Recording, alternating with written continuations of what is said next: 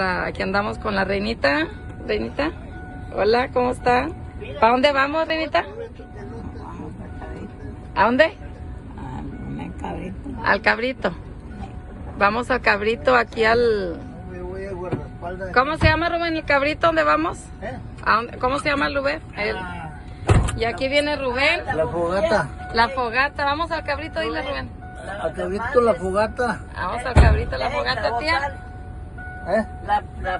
Esa madre. Tía, ¿para dónde vamos? ¿Cómo se llama el Cabrito? Fogata. La fogata. Aquí va la tía, Pero no ¿verdad? traigo mascarilla. Sí. Ahí se abre de lado. Vamos para el Cabrito. Sí, sí, ahí tiene el mango, ¿no? ¿Para dónde vamos, Jessy? A la fogata. A la fogata. Vamos al Cabrito. Para Reynosa, vamos para Reynosa y una vez. No. Reinita. Ay, pues. ¿Dónde va, Reinita? Es domingo, vamos a comer Cabrito, a la fogata.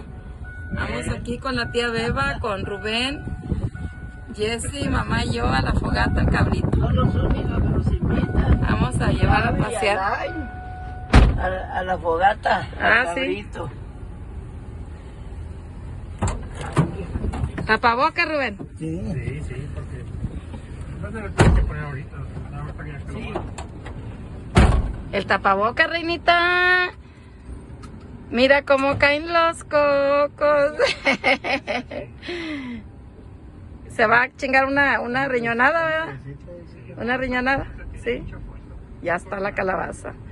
Bueno, sale, ya nos estamos arrancando, ya nos vamos. Sí. Ya nos vamos. Aquí vamos ya con la ven llena, ya vamos para allá, para la fogata. Vamos para la fogata. ¿Qué año es? Esta es como de los...